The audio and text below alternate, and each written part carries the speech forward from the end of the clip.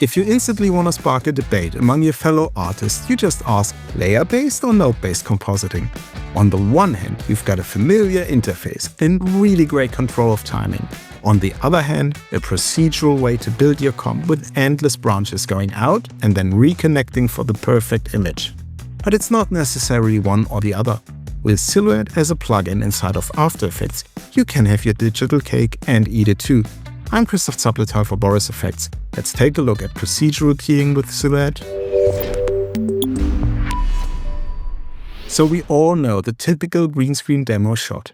Even lighting, great separation, and basically no spill. Well, this isn't that kind of shot. This one has got a number of problems.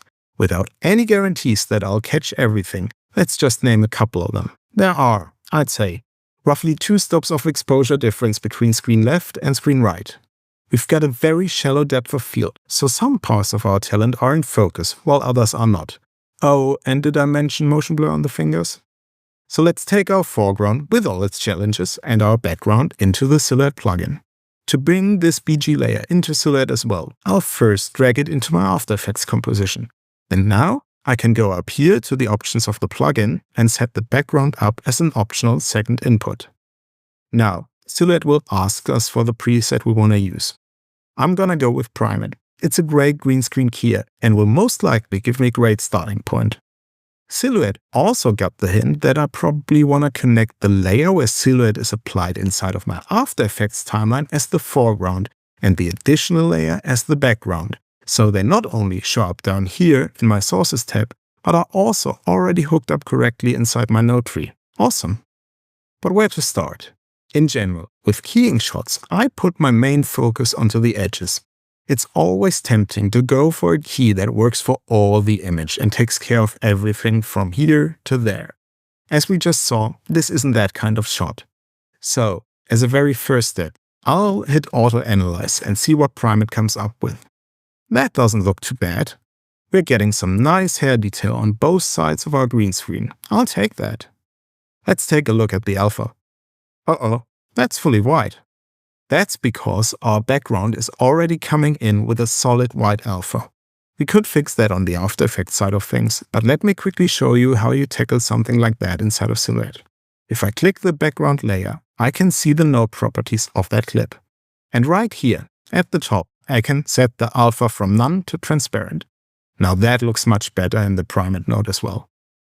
Now I'm not going to make this a detailed Primate tutorial. My colleague Ben Brownlee has done a whole masterclass on Primate and I'll make sure to link that in the description.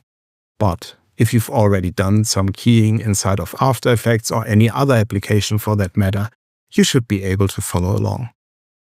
Let's clean up this background a bit. But as I said, I'm not aiming for a key for the entire image right now. The area where Primate instantly delivered the most value for me is the hair detail. So I'll focus on that for now. I'll remove all the skunk from the background by choosing the clean background brush here, but I'll only apply it close to the hair. All the other stuff, the blouse, the hands, the flag over there, that can all be handled by other keyers or masks. That's why we are in a node-based environment after all. So we might as well take advantage of that. What I try to do while refining this mask is to always keep an eye out for my edge. Yes, I do want to clean up background and foreground, but only to the point where I don't jeopardize the fine detail in the hair. So for now, I'm gonna leave it at that. With the hair done, where should we head next? Let's go for an easy win. The hand on the screen left already looks quite good. I could try to fine-tune this in the existing Primate node a bit more, but I do fear that if I pick up the bright green here, I'll crunch in my hair detail too much. So instead, let's copy and paste this Primate node and connect it, just like its sibling. Now I'm gonna clean up the background and the foreground like I did before, but of course this time with a focus on the hand and not the hair. If I switch between both keyers, you can see the difference. And yes, this is subtle, but still, especially with hair, I want to have this fine control and not be forced to make the key fit too many different needs. But how do we combine these two guys? Right now, both Primate keyers are comping foreground and background internally. If you've got a shot that can be keyed inside a single Primate node, that's fine, and Primate has got a lot of options to kiss those two images together. We want to do that outside of Primate, right inside our lovely silhouette node graph here. Our Primate nodes each have got two outputs, the final key and the final composite. So we are going to take the final key output of both nodes and combine them. This process has got a lot of names: Boolean operation, Frankensteining, Frankenkeying. What we are going to need for this is the non-additive mix node from the composite tab. This one goes here, and this one goes here. And of course, we need a Roto to tell the node where which key should be visible. You can find that here in the Silhouette Node tab. I'll look it up to our foreground so that we see what's going on and draw a quick bezier around her shoulder. I'll animate that along and also blur that shape up. So my mat looks fine, but the image right now just looks horrendous. That is because I'm not comping over the background anymore. So I'll need to set that up outside of Primate. No problem at all. Let's bring in the Composite node from the Nodes tab and put our foreground here, our background here, and our combined Primate mats in here. Quick break here. Our node tree is starting to look a little bit like a spider's web, so give me a sec to rearrange stuff. I'm going to use these little dots here. I'll just hover over a connection and press Alt on my keyboard while clicking, and now I can use this elbow to branch off from there. This goes here, and this goes here. Another elbow here, and you get the idea. So I'll quickly bring this into a more readable fashion and be right back with you. You can see that I'm leaving a bit room here and also down there. What I'm trying to do is to already leave some space for specific tasks. So this place is reserved for the work I'm gonna do on the background, and this area here will accommodate my foreground fixes. But enough with shuffling around nodes. Let's instead take a look at our image. This looks almost like what we got out of the Primate node here, save for all the green spill. As we don't do the compositing inside of the Primate node anymore, we need to take care of spill ourselves. So here, in my newly established area for the foreground manipulation, I'll put a color suppress node. Let me switch this to green. Better. I'll also up the range a bit, and there we go. Not perfect yet, but for a preview, this is already much nicer. Now, the screen left side of our image is already coming together really well, but the edges around the blouse and the fingers here on the screen right are still bothering me. We now have a couple of options. We can brute force it by processing our existing mat with some blurs, shrinks, and rolls. Might work, but that should be our last resort. Apart from rotoing it, which should be our very last resort. No, I'd rather have a look if a different keyer might get us a better result. For that, let's take a look at our original footage. Let's pick one of the more challenging frames with some big, nasty motion blur. Okay. Pressing Option R, Option G, and Option B on the Mac, I can shuffle through the viewer and see the respective channels. Replace this with Alt on PC or Linux, and you can do exactly the same thing. Let's go back to the red channel. That seems to give me the most separation between the fingers and the green screen. But right now we're just looking at the channel. How can we get that into a proper key that we can pull and modify? Let's bring in Silhouette's classic chroma key, the ZMAT. Let me tell ZMAT to pull the key from the red channel. If I now turn on the alpha view, this looks exactly like our red channel in the viewer. But now I can fiddle around with the position, the range, and the black and white clippings. If I compare the alphas, this looks much better for this particular area. But before I combine this into our main key, let me quickly just preview this by piping it into a composite node to see if it works. Yeah, the fingers look so much better. Let's just add some very fine shrinking, and there we go. Now, to bring this in properly, let's rinse and repeat. I will quickly draw up a roto around that area and blend this into our existing alpha with a non-additive mix node. We are almost there, wouldn't it be for those pesky black dots on her blouse? But we can use the same trick. These dots really pop out on the green channel. A little ZMAT node, some black and white clipping, and a little tick in the invert checkbox, and we're getting somewhere. Now I'll use an alpha composite node to, well, composite those two alphas. Still, having my viewer set to the alpha composite node, I can now play with the shrink grow value until the spots are actually covered up. And the beautiful thing is that I don't have to worry about what this is doing to the rest of my image at all, because I've got this mask down here that will constrain all this downstream.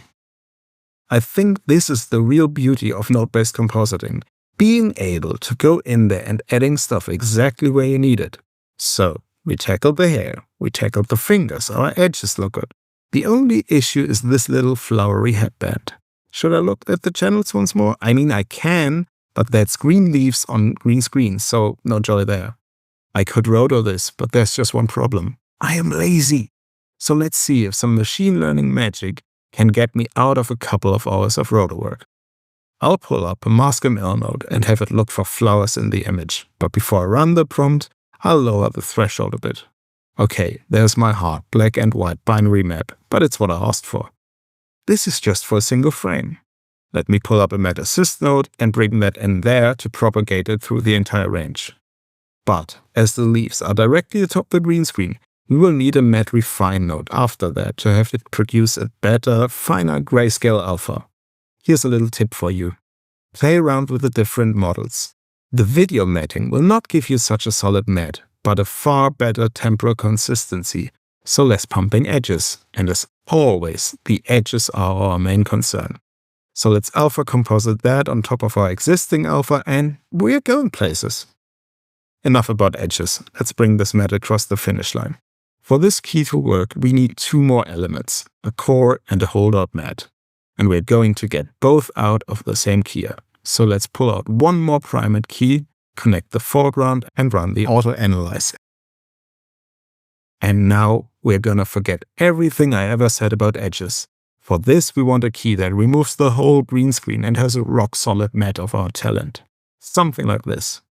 Now I'll use a mat repair node to do quite the opposite of an actual repair.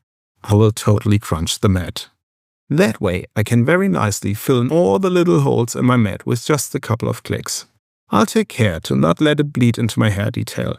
But let's make this a 2-for-1. Branching off here, I can get another mat repair node and this time I'll totally grow this outwards. I think you see where I'm getting with this. This will be my holdout mat. So once I alpha composite this and set my blend mode to multiply, all that residual stuff from my various keys gets eliminated. The only thing I have to manually roto out is the little black flag here on the side. Now, at this point, we could happily pipe out our mask to After Effects and do the rest of the compositing there. But let's see if we can take this a bit further. I think our background deserves some more love. With a transform node, I can bring it into much better framing, and I'll also add quite some blur to it. Finally, let's use a color correct node to make the background blend better with the foreground. For the foreground, I'll tweak my color suppress node a bit more, and then move over here and add some finishing touches. Let's grab a mat repair node and see if some very slight post-processing will help our blend. I'm talking about really low values here. We've put so much effort into our mat, we don't want to totally crunch it now, but a tiny bit will just kiss this in. The next thing I want to add is some light wrap. We could of course build our own, but Silhouette ships with a neat little light wrap node. So let's plug it into our foreground with the mat attached and our background, and here we go. Now I might be overdoing it here with a light wrap for the benefit of the video, but a good rule of thumb is to set up a realistic light wrap, dial it in until you barely can see it, and then divide it by 2. This is meant to be a really subtle effect, not to be noticed, but just there to assist us in blending everything together. And the same goes for the next effect. I want to just very slightly blur the seam where foreground and background come together. So let's see. I'll hook up an edge detect here, crank it up a bit, and yeah, this looks like the area I'd like to affect. But even though I'm using the alpha as my source, this gets only applied to my color layers. So let's use this node to send the color information back to the alpha channel. Let's put a blur node here and connect the output of my color to alpha node here into the obey mat input. Well, if I look at this, that edge might be a little bit too subtle. So I'll put a mat repair node in between here. Switching the view to here and the controls there, I can now dial this in context until I get the perfect range for my edge mat. Okay, 2 more things and I think we're done. Let's do some final color correction on the overall image, and then let's also put some grain on top to kiss it all together. This has been quite a ride. I know I wasn't able to showcase each and every node to the detail they deserve, but I wanted to show you how far you can actually take node-based compositing inside of After Effects, thanks to Silhouette. And remember that your work does not have to be limited to Silhouette alone. This is not an either-or proposition. You can take that matte out of Silhouette back into After Effects and continue working there. Or you can take your After Effects pre-comps into the Silhouette plugin. There are so many more possibilities to combine both workflows than I was able to show here. So I hope you'll give this a spin for yourselves. I'm Christoph Zapletal for Boris Effects, and I will see you in another video.